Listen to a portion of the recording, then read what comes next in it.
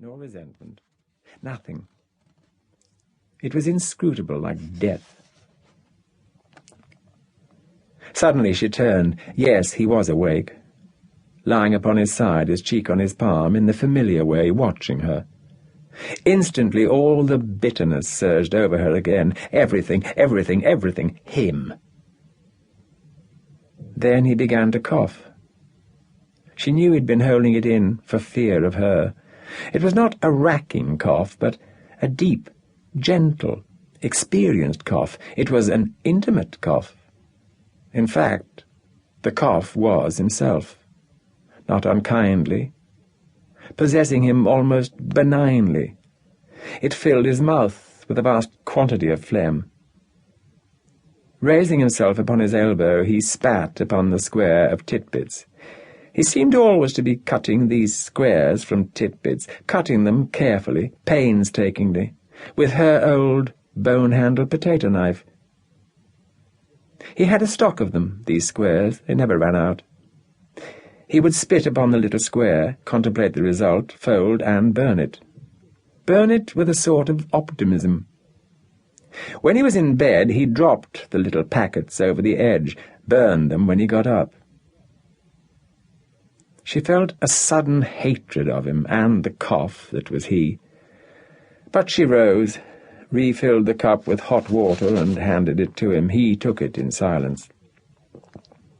It was lighter. The clock had been the first thing pawned, the temple marble clock her father had won for bowling. A fine man, her father, and a real champion at pot-store bowls. But she judged the time about 7 o'clock.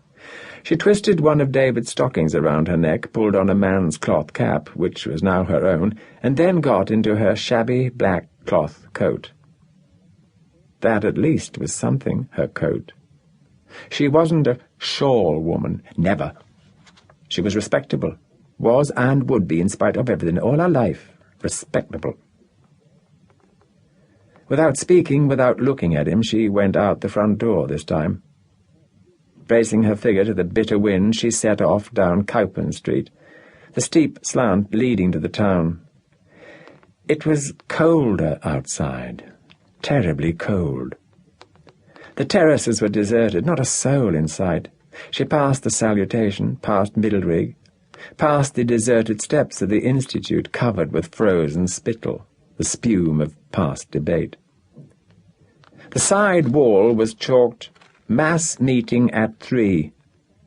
Charlie Gowland, the checkweigher, had wrote that, the big, boozy waster.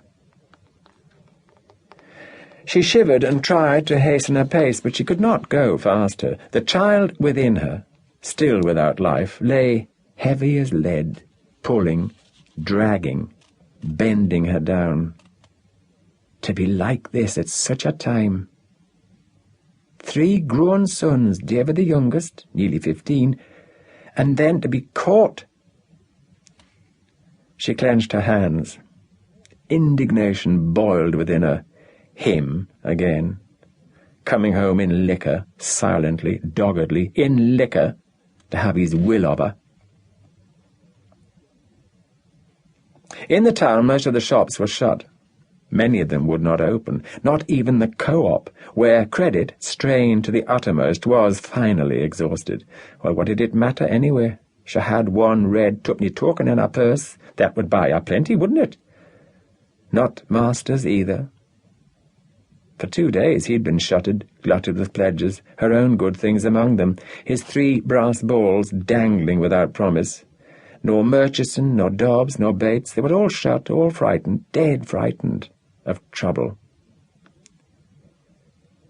She turned the corner into Lamb Street, crossed the road opposite Ramage's, went down the narrow scut to the slaughterhouse.